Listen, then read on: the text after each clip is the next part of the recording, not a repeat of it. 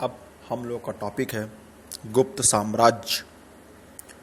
गुप्त साम्राज्य का उदय 3री शताब्दी के अंत में प्रयाग के निकट कौशाम्बी में हुआ। गुप्त वंश का संस्थापक शिवगुप्त था। शिवगुप्त का उत्तराधिकारी घटोत्कच हुआ। गुप्त वंश का प्रथम महान सम्राट चंद्रगुप्त प्रथम था। यह 320 ईस्वी में गद्दी पर बैठा। इसने लिच्छवी राजकुमारी कुमार देवी से विवाह किया। इसने महाराज अधिराज की उपाधि धारण की थी। गुप्त संवत 319 ईस्वी की शुरुआत चंद्रगुप्त प्रथम ने की। चंद्रगुप्त प्रथम का उत्तराधिकारी समुद्रगुप्त हुआ, जो 335 ईस्वी में राजगद्दी पर बैठा। इसने आर्यावर्त के 9 शासकों और दक्षिणावर्त के 12 शासकों को पराजित किया। इन्हीं विजयों के कारण इसे भारत का नेपोलियन कहा जाता है। समुद्रगुप्त को भारत का नेपोलियन कहा जाता है। समुद्रगुप्त का दरबारी कवि हरिशेन था। इसने इलाहाबाद प्रशस्ति लेख की रचना की। समुद्रगुप्त विष्णु का उपासक था। समुद्रगुप्त ने अश्वमेधकर्ता की उपाधि भी धारण की थी। समुद्रगुप्त संगीत प्रेमी भी था। ऐसा अनुमान उसके सिक्कों से प्राप्त वीणा वादन चिन्ह से प्राप्त होता है। समुद्रगुप्त ने विक्रमांक की उपाधि धारण की थी। इसे कविराज भी कहा जाता था। समुद्रगुप्त का उत्तराधिकारी चंद्रगुप्त द्वितीय हुआ, जो 380 ईस्वी में राजगद्दी पर बैठा। चंद्रगुप्त द्वितीय के शासनकाल में चीनी बौद्ध यात्री फाहियान भारत आया था। शकों पर विजय के उपलक्ष्य में चंद्रगुप्त द्वितीय ने चांदी के सिक्के चलाए। ये महत्वपूर्ण क्वेश्चन है। शकों के विजय के उपलक्ष्य पे चंद्रगुप्त द्वितीय ने चांदी के सिक्के चलवाए थे। चंद्रगुप्त द्वितीय का उत्तराधिकारी कुमारगुप्त प्रथम या गोविंद गुप्त हुआ। नालंदा विश्वविद्यालय की स्थापना कुमारगुप्त ने ही करवाई थी। कुमारगुप्त का उत्तराधिकारी स्कंदगुप्त हुआ। स्कंदगुप्त ने गिरनार पर्वत पर स्थित सुदर्शन झील का पुनरुद्धार करवाया। गिरनार पर्वत पर सुदर्शन झील किसने बनवाया था? चंद्रगुप्त मौर्य ने। उसके चंद्रगुप्त मौर्य के मंत्री सुवाशाख ने बनवाया था। फिर उसको रुद्रदामन ने उसको मरम्मत करवाई थी। फिर स्कंदगुप्त ने भी मरम्मत करवाई। उसकी 3 बार सुदर्शन झील का उल्लेख होता है अपने एंशिएंट हिस्ट्री में। स्कंदगुप्त के शासनकाल में ही होड़ों का आक्रमण शुरू हो चुका था। अंतिम गुप्त शासक विष्णुगुप्त था। गुप्त साम्राज्य की सबसे बड़ी प्रादेशिक इकाई देश थी, जिसके शासक को गोपना कहा जाता था। एक दूसरी प्रादेशिक इकाई भुक्ति थी, जिसके शासक ऊपरिक कहलाते थे। भुक्ति के नीचे विषय नामक प्रशासनिक इकाई होती थी, जिसके प्रमुख विषयपति कहलाते थे। पुलिस विभाग के मुख्य अधिकारी दंडपाशिक कहलाते थे। पुलिस विभाग के साधारण कर्मचारियों को चाट एवं भाट कहा जाता था। प्रशासन की सबसे छोटी इकाई ग्राम थी। ग्राम का प्रशासन ग्राम सभा द्वारा संचालित होता था। ग्राम सभा का मुखिया ग्रामिक कहलाता था एवं अन्य सदस्य महत्तर कहलाते थे। ग्राम समूहों की छोटी इकाई को पेठ कहा जाता था। गुप्त शासक कुमारगुप्त के दामोदरपुर ताम्रपत्र में भूमि बिक्री संबंधी अधिकारियों के क्रियाकलापों का उल्लेख है। दामोदरपुर ताम्रपत्र कुमारगुप्त से संबंधित है, ये इससे ज्ञात होता है। और अगर हम लोग बात करें तो गुप्तकालीन प्रसिद्ध मंदिर भी कुछ बने थे। विष्णु मंदिर तिगवा, जो जबलपुर में है मध्य प्रदेश में। शिव मंदिर भूमरा, जो नागौर में है मध्य प्रदेश में है।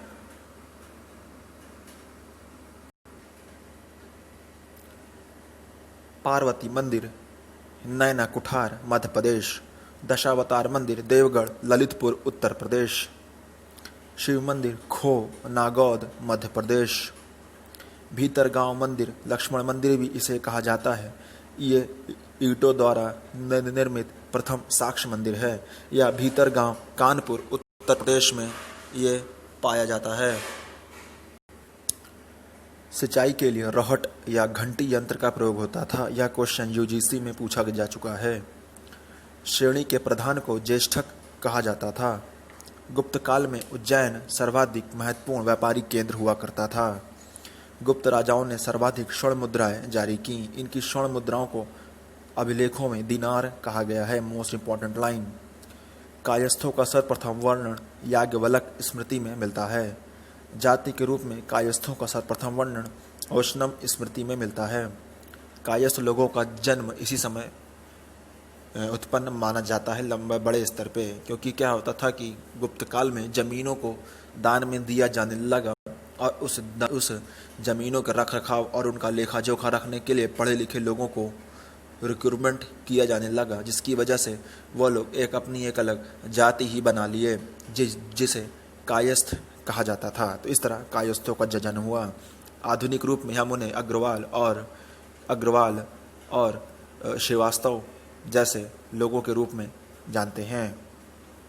विंध्य जंगल में शबर जाति के लोग अपने देवताओं को मनुष्य का मांस चढ़ाते थे।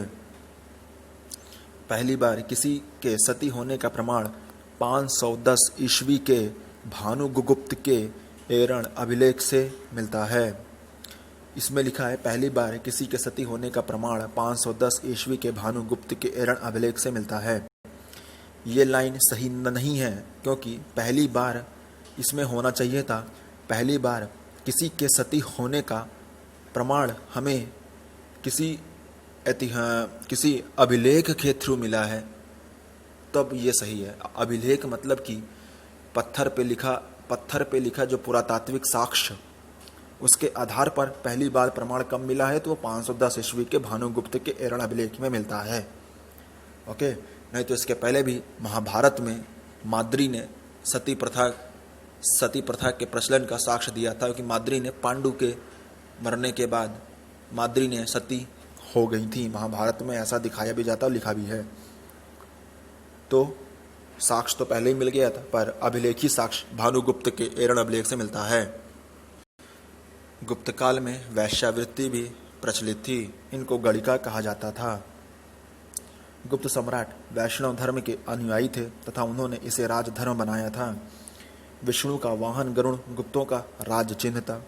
गुप्त काल में वैष्णव धर्म संबंधी सबसे महत्वपूर्ण अवशेष देवगढ़ यानी कि जिला ललितपुर का दशावतार मंदिर है। यह बेतवा नदी के तट पर स्थित है।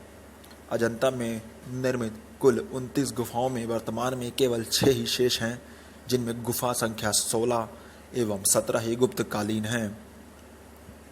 इसमें गुफा संख्या 16 में उत्कीर्ण मरणासन राजकुमारी का चित्र प्रशंसनीय भी है। मरणासन राजकुमारी का चित्र गुफा नंबर 16 में है। गुफा संख्या 17 के चित्र को चित्रशाला भी कहा जाता है। इस चित्रशाला में बुद्ध के जन्म, जीवन, महाभिनिष्क्रमण एवं महापरिनिर्वाण की घटनाओं से संबंधित चित्र उकेरित किए गए हैं।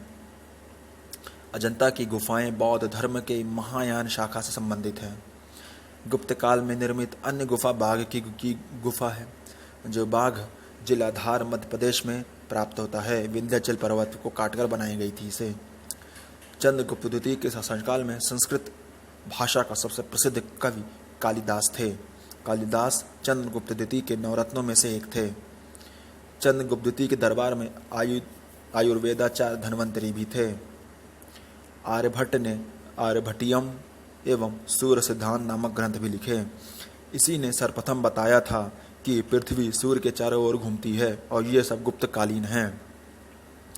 चंद्रगुप्त द्वितीय के दरबार में रहने वाले प्रमुख विद्वान वराहमिहिर, धन्वंतरी, ब्रह्मगुप्त आदि थे।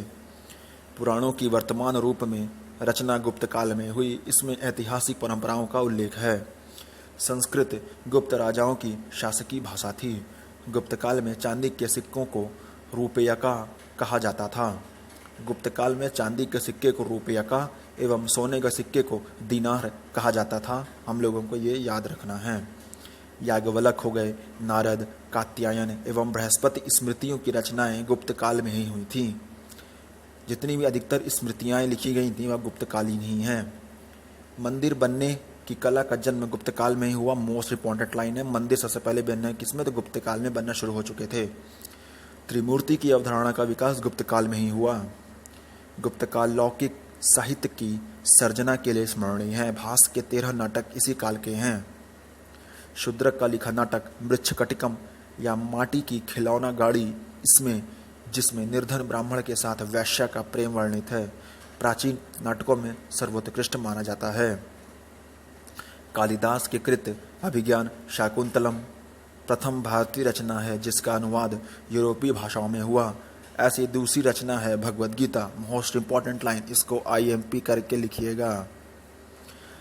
संस्कृति उपलब्धियों के कारण गुप्त काल को भारतीय इतिहास का स्वर्ण युग कहा जाता है। मोस्ट इंपॉर्टेंट लाइन, हम लोग पढ़ते हैं कि भारतीय इतिहास को स्वर्ण युग कहा जाता है, लेकिन कुछ कम्युनिस्ट विचारधारा वाले इतिहासकार इसे स्वर्ण युग नहीं मानते हैं। इसीलिए हम लोगों को ध्यान रखना है कि सांस्कृतिक उपलब्धियों के कारण इसे स्वर्ण युग माना जाता है, लेकिन अगर आर्थिक इतिहास पढ़ेंगे तो इसमें आर्थिक अवस्था गिरती हुई प्रतीत होती है। इसीलिए सांस्कृतिक उपलब्धियों के कारण ही गुप्त काल को भारतीय इतिहास का स्वर्ण युग कहा जाता है। टिपिकल क्वेश्चन बनाएंगे तो इसी में से बनाएंगे। अब हम लोग पढ़ेंगे पुष्यभूति वंश या वर्धन वंश। मोस्ट इंपॉर्टेंट ये भी वंश है। गुप्त वंश के पतन के बाद जिन नए राजवंशों का उद्भव हुआ उनमें मैत्रक थे, मौखरी थे, पुष्यभूति, परवर्ती गुप्त और गौड़ प्रमुख थे। इन राजवंशों में पुष्यभूति वंश के शासकों ने सबसे विशाल साम्राज्य स्थापित किया। पुष्यभूति वंश के संस्थापक पुष्यभूति था। इसकी राजधानी थानेश्वर हरियाणा प्रांत के कुरुक्षेत्र जिले में स्थित वर्तमान थानेसर नामक स्थान है। प्रभाकर वर्धन इस वंश की स्वतंत्रता का जन्मदाता था तथा प्रथम प्रभावशाली शासक था, और यह हर्षवर्धन का बड़ा भाई भी था, जिसने परम भट्टारक और महाराजा धीराज जैसी सम्मानजनक उपाधियां भी धारण की थी। प्रभाकर वर्धन की पत्नी यशोमती से 2 पुत्र राजवर्धन और हर्षवर्धन प्रभाकर वर्धन हर्षवर्धन का पिता था। प्रभाकर वर्धन की पत्नी यशोमती से 2 पुत्र राजवर्धन एवं हर्षवर्धन तथा एक कन्या राज्यश्री उत्पन्न हुई। राज्यश्री का विवाह कन्नौज के मौखरी राजा गृहवर्मा के साथ हुआ। मोस्ट इंपॉर्टेंट, मालवा के शासक देवगुप्त ने गृहवर्मा की हत्या कर दी और राजश्री को बंदी बनाकर कारागार में डाल दिया था। इसी का बदला लेने के लिए राजवर्धन ने देवगुप्त को मार डाला, परंतु देवगुप्त के मित्र गौड़ नरेश शशांक ने धोखा देकर राजवर्धन की हत्या कर दी। गौड़ शैव मतानुयायी था और इसी ने बोधि वृक्ष यानी कि बोधगया को कटवा दिया था। बोधि वृक्ष जहाँ पे बुद्ध ने ज्ञान प्राप्ति की थी उसे शशांक ने ही कटवाया था, जो शैव धर्म का था। राजवर्धन की मृत्यु के बाद 606 ईस्वी में 16 वर्ष की अवस्था में हर्षवर्धन थानेश्वर की गद्दी पर बैठा। हर्ष को शीलादित्य के नाम से भी जाना जाता था। मोस्ट इंपॉर्टेंट, इसने परम भट्टारक नरेश की उपाधि धारण की। हर्ष ने शशांक को पराजित करके कन्नौज पर अधिकार कर लिया तथा उसे अपनी राजधानी बनाया। हर्ष ने पुलकेशिन द्वितीय के बीच हर्ष और पुलकेशिन द्वितीय के बीच नर्मदा नदी के तट पर युद्ध हुआ, जिसमें हर्ष की पराजय हुई। लूसेंट में पराजय लिखा है, लेकिन अगर तटस्थ होकर देखा जाए तो इसमें किसी की भी जीत हार का कुछ भी प्रमाण नहीं मिलता है। चीनी यात्री ह्वेनसांग हर्षवर्धन के शासनकाल में भारत आया। ह्वेनसांग को यात्रियों का राजकुमार भी कहा जाता है। नीति का पंडित एवं वर्तमान शाक्यमुनि भी इसे ही कहा जाता है। वह नालंदा विश्वविद्यालय में पढ़ने एवं बौद्ध ग्रंथ संग्रह करने के उद्देश्य से भारत आया था। हर्ष 641 ईस्वी में अपने दूत चीन भेजे और 643 ईस्वी एवं 645 ईस्वी में 2 चीनी दूत उसके दरबार में आए। हर्ष ने कश्मीर के शासक से बुद्ध के दंत अवशेष बलपूर्वक प्राप्त किए। हर्ष के पूर्वज भगवान शिव या सूर्य के अनन्य उपासक थे। प्रारंभ में हर्ष भी अपने कुल देवता शिव का परम भक्त था। चीनी यात्री ह्वेनसांग से मिलने के बाद उसने बौद्ध धर्म की महायान शाखा को राजश्रय प्रदान किया तथा पूर्ण बौद्ध भी बन गया। हर्ष के समय में नालंदा महाविहार महायान बौद्ध धर्म की शिक्षा का प्रधान केंद्र था। हर्ष के समय में प्रयाग में प्रति 5वें वर्ष एक समारोह आयोजित किया जाता था, जिसे महामोक्ष परिषद कहा जाता था। ह्वेनसांग स्वयं 6वें समारोह में सम्मिलित हुआ और इसी के बाद से प्रयाग में हमेशा हर साल की अपेक्षा महाकुंभ भी मनाया जाता है, ऐसा कहा जाता है। बाणभट्ट हर्ष के दरबार कवि थे। उन्होंने रचित हर्ष चरित एवं कादम्बरी की रचना की थी। हर्ष चरित एवं कादम्बरी की रचना बाणभट्ट के द्वारा की गई थी। मोस्ट इंपॉर्टेंट, प्रियदर्शिका रत्नावली एवं नागानंद। मोस्ट इम्पॉर्टेंट लाइन है, पढ़ लीजिएगा, लिख लीजिएगा। प्रियदर्शिका, रत्नावली एवं नागानंद नामक 3 संस्कृत नाटक ग्रंथों की रचना हर्ष ने की। इससे 3 क्वेश्चन निकल के आता है। प्रियदर्शिका, रत्नावली और नागानंद किताब किसने लिखी? हर्ष ने, पहला क्वेश्चन। दूसरा, हर्ष ने कौन कौन सी किताब लिखी? प्रियदर्शिनी, रत्नावली और नागानंद। और तीसरा, ये सब किताबें किन भाषा में थी?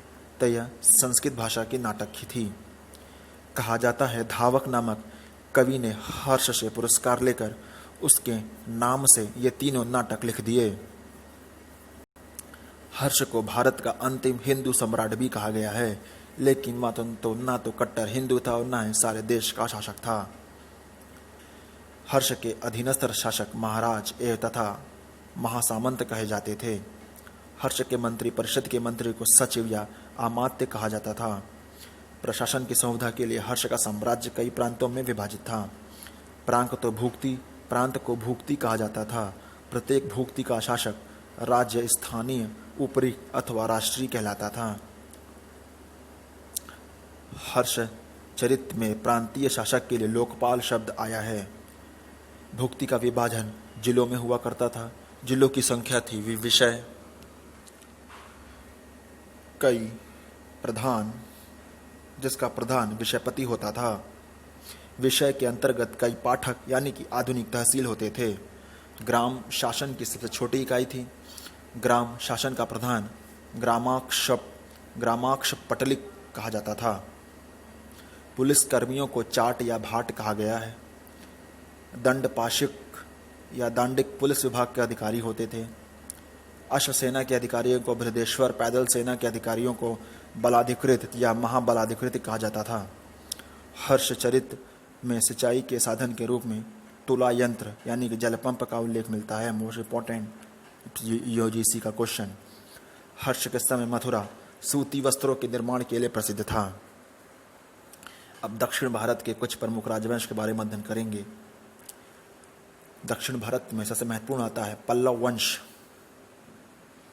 अगर हम लोग पल्लव वंश के बारे में बात करें, पल्लव वंश का संस्थापक सिंह विष्णु था।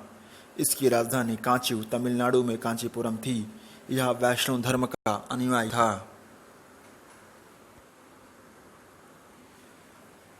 किरा तार्जुनियम के लेखक भारवी सिंह विष्णु के दरबार में रहते थे। कि किरा तार्जुनियम किसने लिखी है? भारवी ने।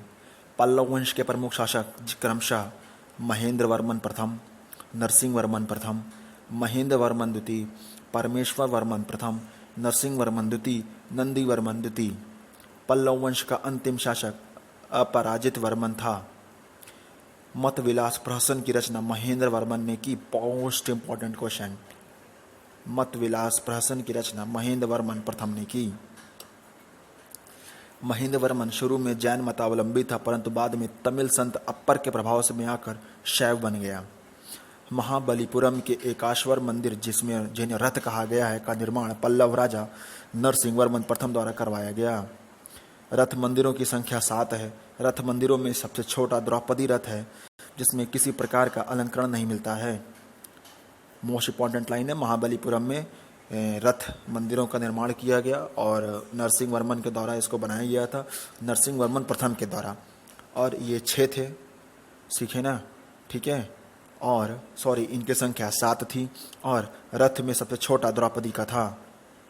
वातापी कोंड की उपाधि नरसिंह वर्मन ने धारण की थी, क्योंकि नरसिंह वर्मन प्रथम ने पुलकेशिन द्वितीय को हराया था। पुलकेशिन द्वितीय वातापी का राजा था, इसलिए वातापी कोंड की उपाधि नरसिंह वर्मन ने प्राप्त की थी।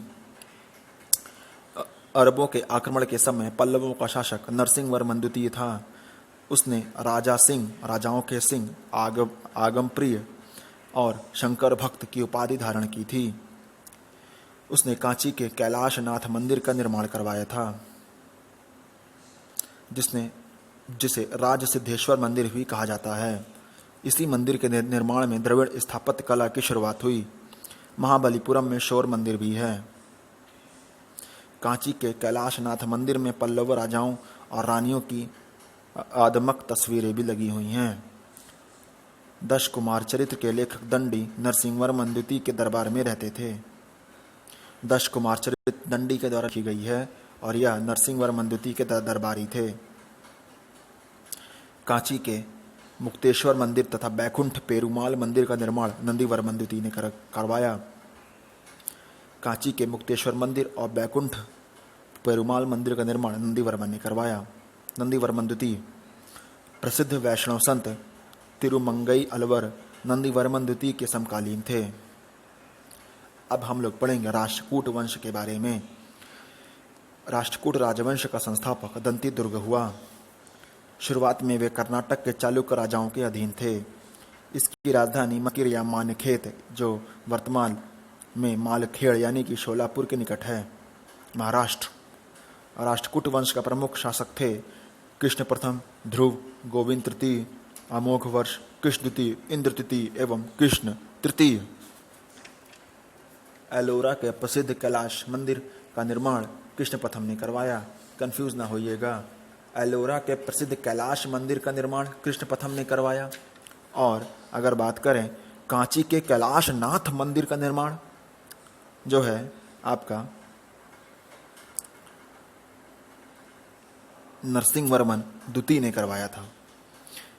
कांची का कैलाशनाथ मंदिर नरसिंहवर्मन द्वितीय जो पल्लव वंश का था, और एलोरा के प्रसिद्ध कैलाश मंदिर का निर्माण कृष्ण प्रथम ने करवाया था।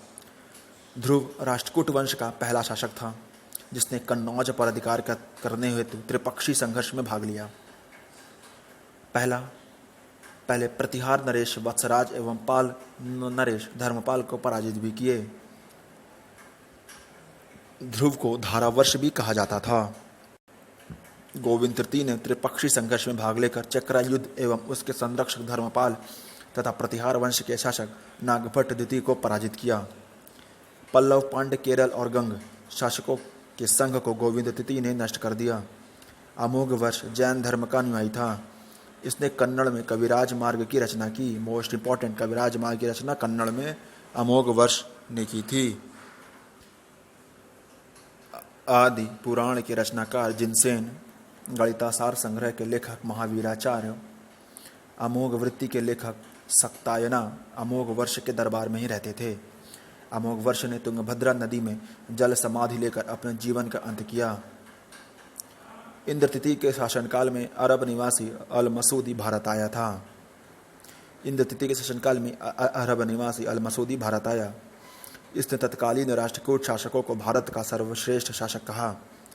राष्ट्रकूट वंश का अंतिम महान शासक कृष्ण तृतीय था। इसी के दरबार में कन्नड़ भाषा के कवि पुण्य रहते थे जिन्होंने शांति पुराण की रचना की।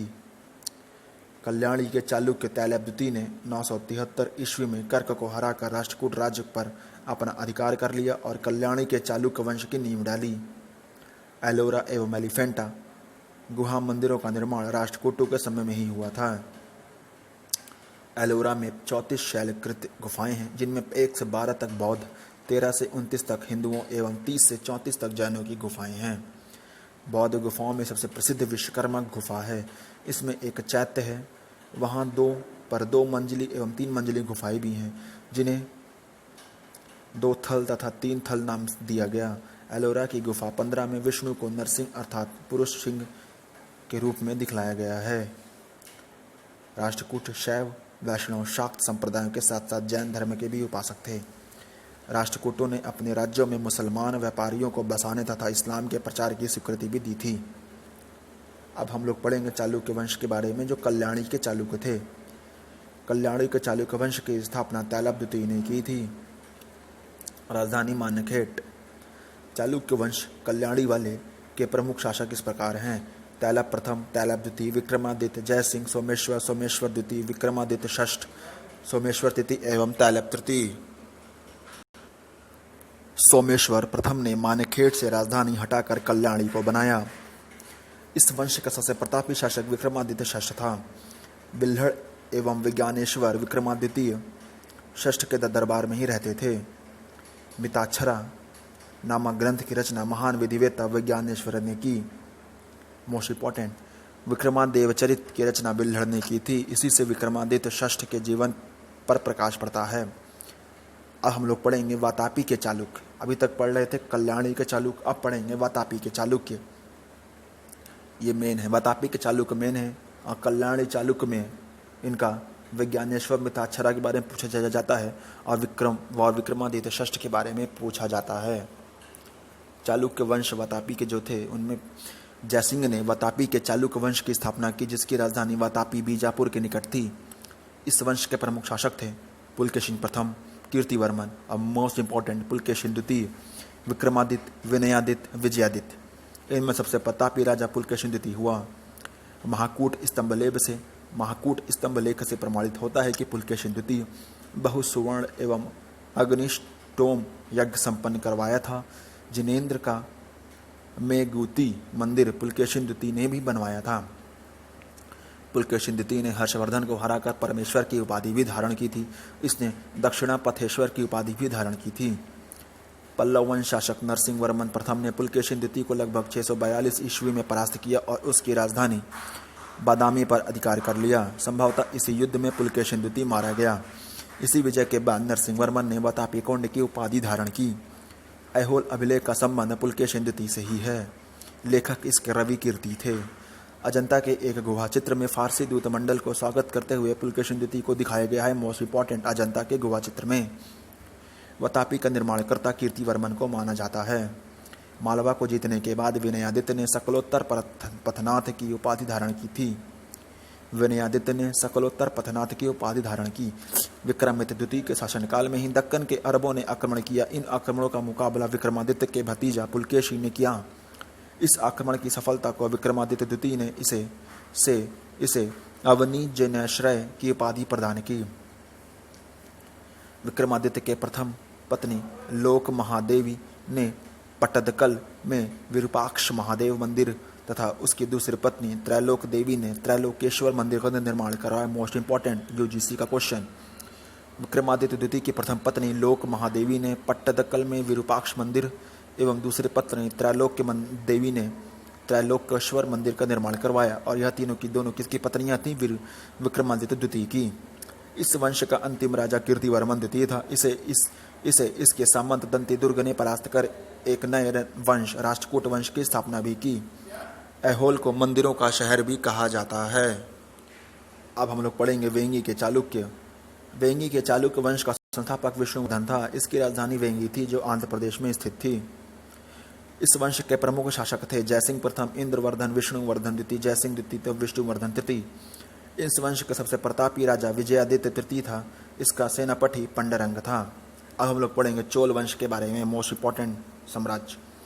9वीं शताब्दी में चोल वंश पल्लवों के ध्वंसावशेषों पर स्थापित हुआ।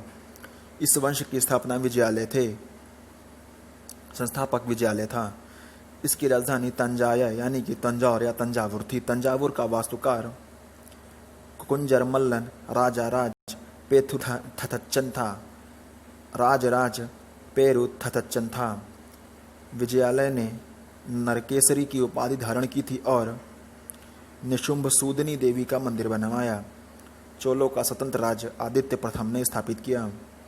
पल्लवों पर विजय पाने के उपरांत आदित्य प्रथम ने कोदंडराम की उपाधि भी धारण की। चोल वंश के प्रमुख राजा थे परांतक प्रथम, राज प्रथम, राजेंद्र प्रथम, राजेंद्र द्वितीय एवं कुलोतुंग। तुक्कलम के युद्ध में राष्ट्रकूट नरेश कृष्ण तृतीय ने परांतक प्रथम को पराजित किया। इस युद्ध में परांतक प्रथम का बड़ा लड़का राज्यादित्य मारा गया। मोस्ट इंपॉर्टेंट तक्कोलम का युद्ध, या फिर यूजीसी का रिपीटेड क्वेश्चन आएगा फिर से। राजा प्रथम ने श्रीलंका पर आक्रमण किया। वहां के राजा महिम 5 को भगाकर कृष्णा ने राज प्रथम ने श्रीलंका पर आक्रमण किया। वहां के राजा महिम पंच को भागकर श्रीलंका के दक्षिण जिला रोहण में शरण लेनी पड़ी। राज प्रथम श्रीलंका के विजित प्रदेशों को चोल साम्राज्य का एक नया प्रांत मुंडी चोलमंडलम बनाया और पोलनरुआ को इसकी राजधानी बनाया। श्रीलंका के विजित प्रदेशों को राज प्रथम ने मुंडी चोलमंडलम नाम दिया था। मोस्ट इंपॉर्टेंट है। राज प्रथम शैव धर्म का अनुयायी था। इसने तंजौर में राजेश्वर मंदिर का निर्माण करवाया, जो शिव मंदिर था। चोल साम्राज्य का सर्वाधिक विस्तार राजेंद्र प्रथम के शासनकाल में हुआ। बंगाल के पाला शासक महिपाल को पराजित करने के बाद राजेंद्र प्रथम ने गंगैकोंड चोल की उपाधि धारण की और नवीन राजधानी गंगैकोंड चोलपुरम के निकट चोलगंगम नामक विशाल तालाब का भी निर्माण करवाया था। राजेंद्र द्वितीय ने प्रकेसरी एवं वीर राजेंद्र ने राजकेसरी की उपाधि धारण की। चोल वंश का अंतिम राजा राजेंद्र तृतीय था। चोलों एवं पश्चिमी चालुक्य के बीच शांति स्थापित करने में गोवा के कदम शासक जयकेश प्रथम ने मध्यस्थता की भूमिका निभाई थी। विक्रम चोल अभाव एवं अकाल से ग्रस्त गरीब जनता से राजस्व वसूल कर चिदम्बरम मंदिर का विस्तार करवा रहा था। कुलोत्तुंग द्वितीय ने चिदम्बरम मंदिर में स्थित गोविंद राज की मूर्ति को समुद्र में फेंकवा दिया था। मोस्ट इंपॉर्टेंट, कुलोत्तुंग द्वितीय ने कालांतर में वैष्णवाचार्य रामानुजाचार्य ने उक्त मंदिर का पुनरुद्धार किया और इसे तिरुपति के मंदिर में प्राण प्रतिष्ठित करवाया। तिरुपति मंदिर में आप भी जो मूर्ति जो आप लोग देख रहे हैं वह कुलोत्तुंग द्वितीय के द्वारा चिदम्बरम मंदिर में स्थित गोविंद राज की मूर्ति थी, जिसको समुद्र में फेंकवा दिया गया था।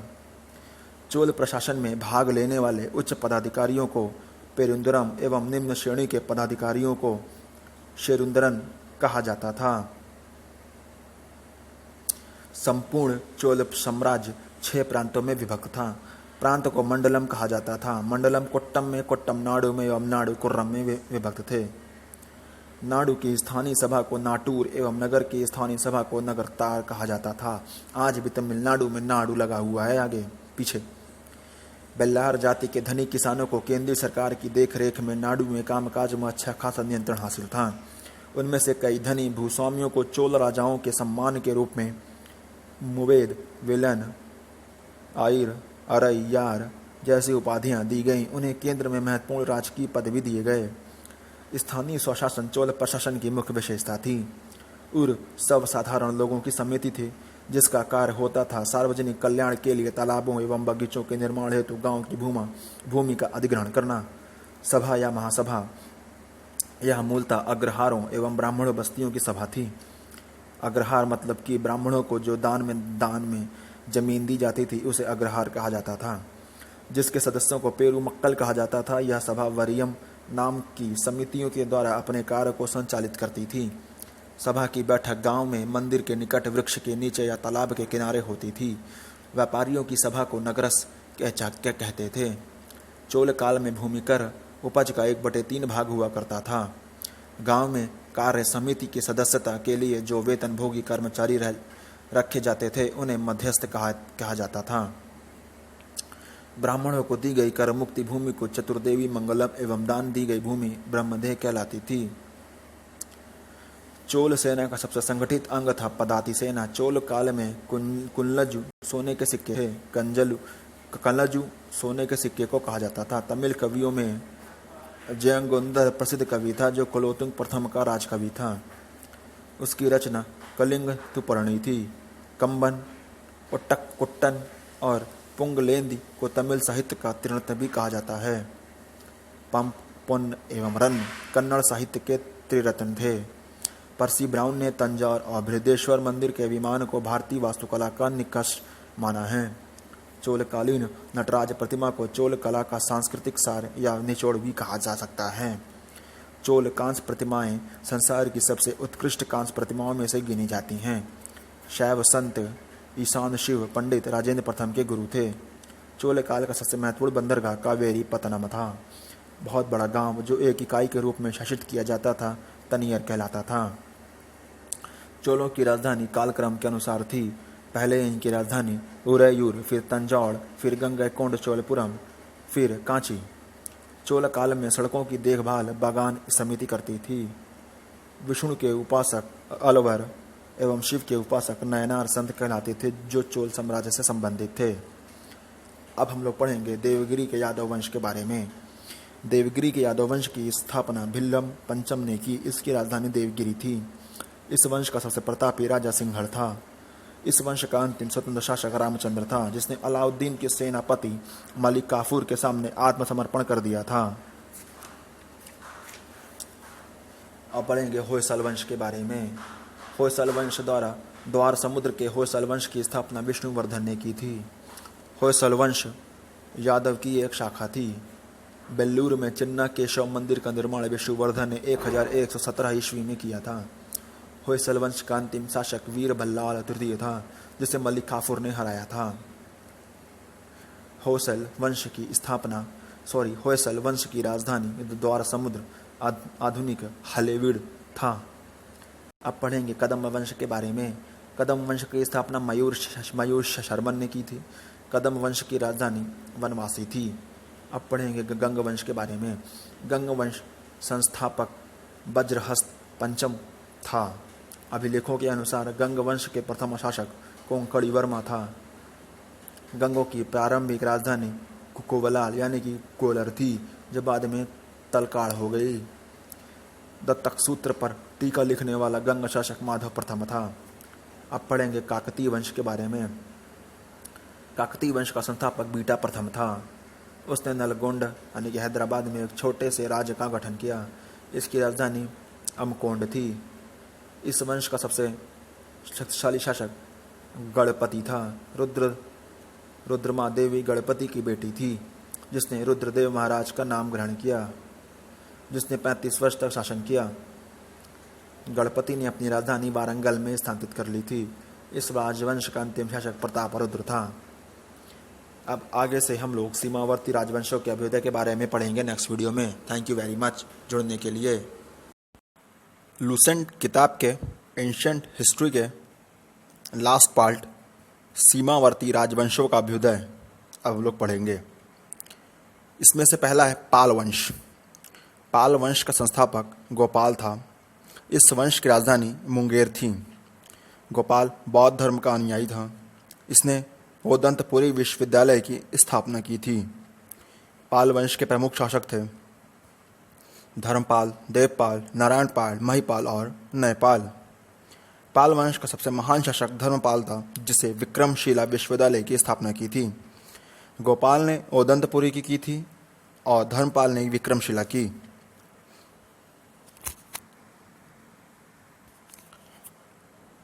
कन्नौज के लिए त्रिपक्षी संघर्ष पाल वंश, गुजरपतियार वंश एवं राष्ट्रकूट वंश के मध्य हुआ था। इसमें पाल वंश की ओर से सर्वप्रथम धर्मपाल शामिल हुआ था। 11वीं सदी के गुजराती कवि शोड्डल ने धर्मपाल को उत्तरापथ स्वामी की उपाधि से संबोधित किया है। सोमपुर महाविहार का निर्माण धर्मपाल ने ही करवाया था।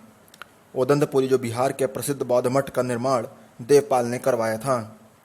जावा के शैलेंद्र वंशी शासक बालपुत्र देव के अनुरोध पर देवपाल ने उसे नालंदा में एक बौद्ध विहार बनवाने के लिए 5 गांव दान में दिए थे। यह महत्वपूर्ण है। जावा के शैलेंद्र वंशी शासक बालपुत्र देव के अनुरोध पर देवपाल ने उसे नालंदा में एक बौद्ध विहार बनवाने के लिए 5 गांव दान में दिए थे। गौड़ी रीति नामक साहित्यिक विद्या का विकास पाल शासकों के समय ही हुआ। पाल शासक बौद्ध धर्म के अनुयायी भी थे। सेन वंश। सेन वंश की स्थापना सामंत सेन ने राढ़ में की थी। इसकी राजधानी नदिया थी, जिसे लखनौती भी कहते हैं पहले, अब नदिया हो गई। सेन वंश के प्रमुख शासक विजय सेन, बल्लाल सेन और लक्ष्मण सेन थे। सेन वंश का प्रथम स्वतंत्र शासक विजय सेन था, जो शैव धर्म का अनुयायी था। दान सागर एवं अद्भुत सागर नामक ग्रंथ की रचना सेन शासक बल्लाल सेन ने की थी। अद्भुत सागर को लक्ष्मण सेन ने पूर्ण रूपेण दिया था।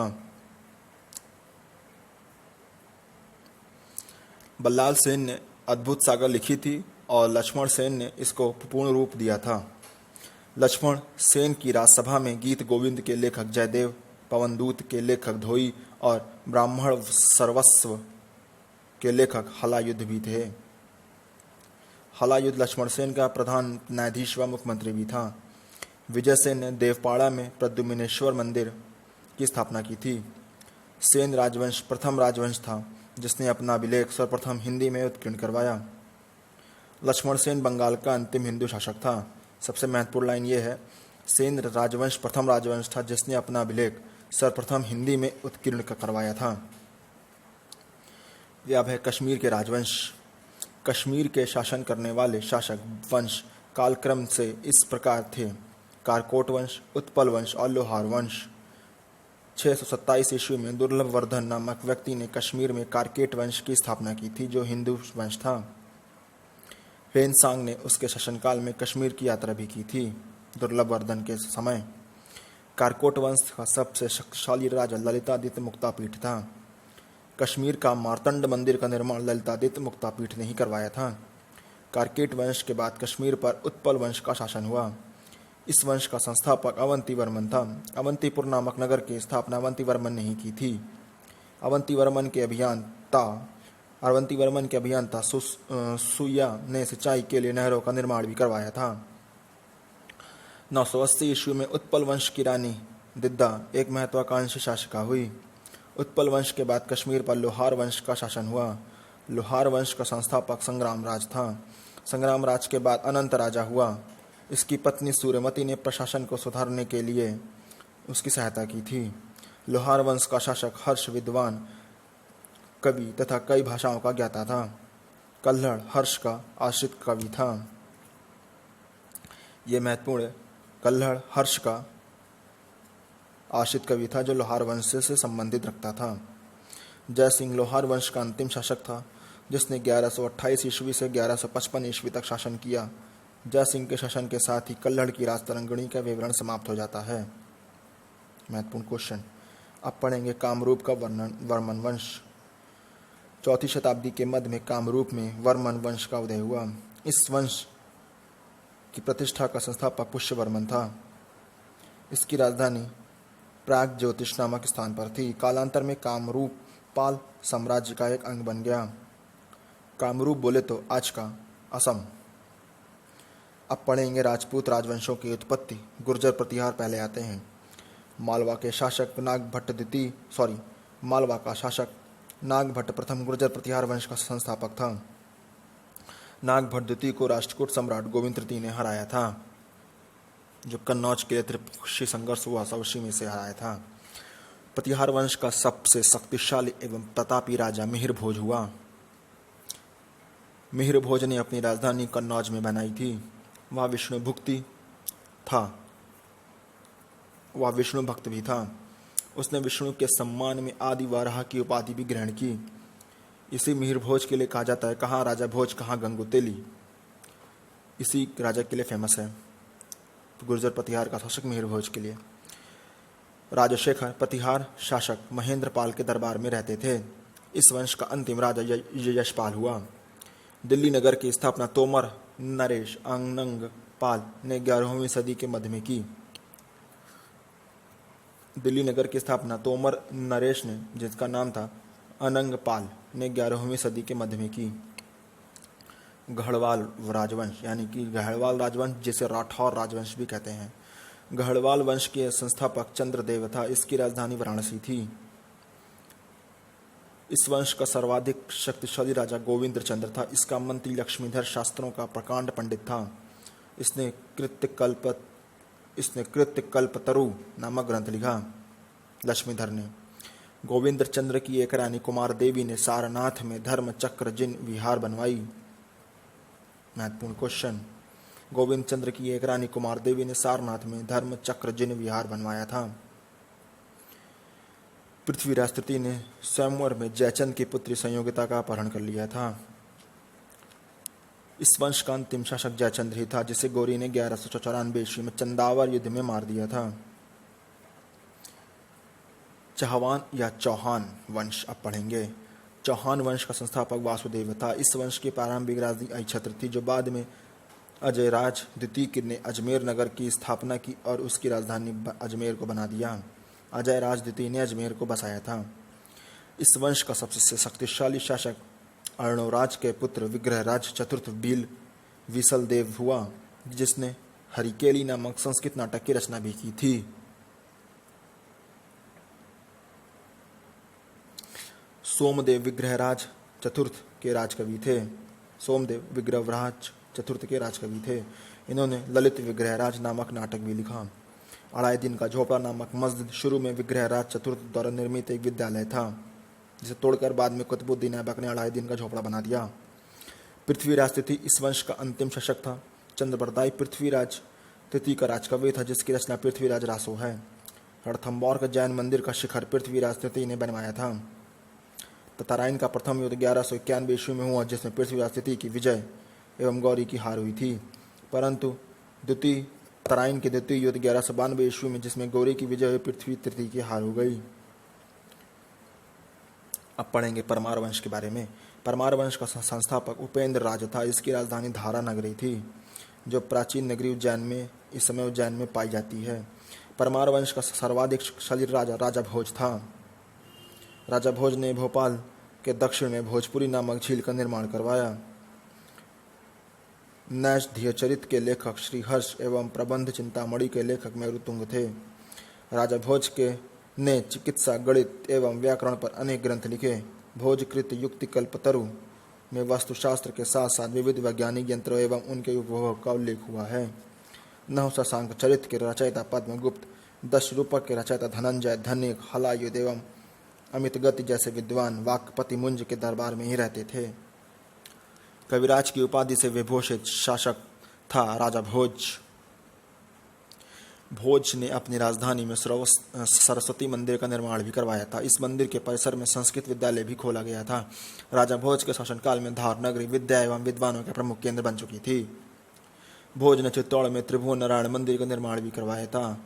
भोजपुर नगर की स्थापना राजा भोज ने की थी। परमार वंश के बाद तोमर वंश का, उसके बाद चहवान वंश का और अंततः 1297 ईस्वी में अलाउद्दीन खिलजी के सेनापति नसरत खां और उलुग खां ने मालवा पर अधिकार कर लिया था। चंदेल वंश। अब पढ़ेंगे चंदेल वंश के बारे में। प्रतिहार साम्राज्य के पतन के बाद बुंदेलखंड की भूमि पर चंदेल वंश का स्वतंत्र राजनीतिक इतिहास प्रारंभ हुआ। बुंदेलखंड का प्राचीन नाम जेजाग भुक्ति था। चंदेल वंश का संस्थापक नन्नुक हुआ। इसकी राजधानी खजुराहो थी। प्रारंभ में इसकी राजधानी कालिंजर थी, जो महोबा में थी। राजा धंग ने अपनी राजधानी कालिंजर से खजुराहो में स्थानांतरित की थी। चंदेल वंश का प्रथम स्वतंत्र एवं सबसे प्रतापी शासक यशोवर्मन था। यशोवर्मन के शासक पर यशोवर्मन ने कन्नौज पर आक्रमण कर प्रतिहार राजा देवपाल को हराकर तथा उससे एक विष्णु की प्रतिमा भी प्राप्त की थी, जिसे उसने खजुराहो के विष्णु मंदिर में स्थापित करवाया। धंग ने जिन्नाथ, विश्वनाथ एवं वैद्यनाथ मंदिर का निर्माण करवाया था। कंदरिया महादेव मंदिर का निर्माण धंग देव दौरान 999 ईस्वी में ही करवाया गया था। महत्वपूर्ण क्वेश्चन। धंग ने गंगा यमुना के संगम पर शिव की आराधना करते हुए अपने शरीर का त्याग कर दिया था। धंग चंदेल वंश का शासक था और ये महत्वपूर्ण है, खासतौर से यूपी के लिए। चंदेल शासक विद्याधर ने कन्नौज के प्रतिहार शासक राज्यपाल की हत्या कर दी, क्योंकि उसने महमूद के आक्रमण का सामना किए बिना ही आत्मसमर्पण कर दिया था। चंदेल शासक विद्याधर ने कन्नौज के प्रतिहार शासक राज्यपाल की हत्या कर दी थी, क्योंकि जब महमूद गजनवी कन्नौज पर आक्रमण किया था, तब वहां का प्रतिहार शासक राज्यपाल बिना उसका सामना किए आत्मसमर्पण कर दिया था। इसी से क्रुद्ध होकर विद्याधर, जो चंदेल वंश का शासक था, उसने राज्यपाल की हत्या कर दी थी। विद्याधर ही एक अकेला भारतीय नरेश ऐसा था जिसने महमूद गजनी की महत्वाकांक्षाओं को सफलतापूर्वक प्रतिरोध किया था। चंदेल शासक कीर्तिवर्मन की राजसभा में रहने वाले कृष्ण मिश्र ने प्रबोध चंद्रोदय की रचना की थी। उन्होंने महोबा के समीप कीर्ति सागर नामक जलाशय का निर्माण किया। आला उदल नामक 2 सेना नायक परमर्दी देव के दरबार में रहते थे, जिन्होंने पृथ्वीराज चौहान के साथ युद्ध करते हुए अपनी जान गंवाई थी। चंदेल वंश का अंतिम शासक परमर्दी देव हुआ था, जिसने 1202 ईस्वी में कुतुबुद्दीन ऐबक के अधीनता स्वीकार कर ली थी और इस पर उसके मंत्री अजय देव ने उसकी हत्या कर दी थी। अब पढ़ेंगे सोलंकी वंश अथवा गुजरात के चालुक्य शासक के बारे में। सोलंकी वंश का संस्थापक मूलराज था। इसकी राजधानी अहिलवाड़। मूलराज प्रथम शैव धर्म का अनुयायी था।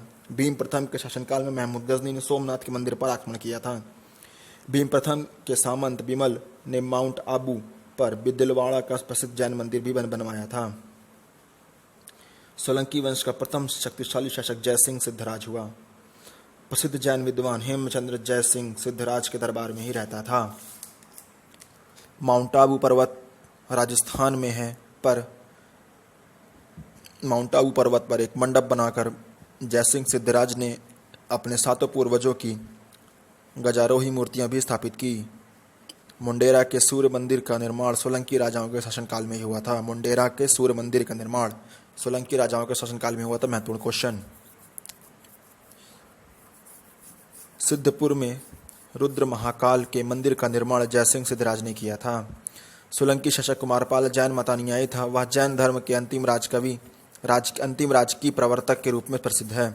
सोलंकी वंश का अंतिम शासक भीमद्वितीय था। भीमद्वितीय के एक सामंत लवण प्रसाद ने गुजरात में बघेल वंश की स्थापना की थी। बघेल वंश का कर्ण द्वितीय गुजरात का अंतिम हिंदू शासक था। इसने अलाउद्दीन खिलजी की सेनाओं का मुकाबला भी किया था। कलचुरी चेदी राजवंश। कलचुरी वंश का संस्थापक कोक्कल था। इसकी राजधानी त्रिपुरी थी। कलचुरी वंश एक शक्तिशाली शासक गांगेय देव था। कलचुरी वंश का शक्तिशाली शासक गांगेय देव था, जिसने विक्रमादित्य की उपाधि भी धारण की थी। पूर्व मध्यकाल में स्वर्ण सिक्कों के विलुप्त हो जाने के पश्चात इन्होंने सर्वप्रथम इसे प्रारंभ करवाया। कलचुरी वंश चुरी सबसे महान शासक कर्णदेव था, जिसने कलिंग पर विजय प्राप्त की और त्रिकलिंगाधिपति की उपाधि धारण की। प्रसिद्ध कवि राजशेखर कलचुरी के दरबार में ही रहते थे। महत्वपूर्ण क्वेश्चन। अब पढ़ेंगे सिसोदिया वंश। सिसोदिया वंश के शासक अपने को सूर्यवंशी कहते थे। सिसोदिया वंश के शासक मेवाड़ पर शासन करते थे। मेवाड़ की राजधानी चित्तौड़ थी। अपनी विजयों के उपलक्ष्य में विजय स्तंभ का निर्माण राणा कुंभा ने चित्तौड़ में ही करवाया था। खतौली के युद्ध में 1518 ईस्वी में राणा सांगा एवं इब्राहिम लोदी के बीच हुआ था। और यहाँ पे हम लोगों का लूसेंट किताब की एंशिएंट हिस्ट्री समाप्त होती है। Thank you very much for जुड़ने के लिए। एंशिएंट हिस्ट्री का सब्जेक्ट सिलेबस यहाँ ख़त्म होता है।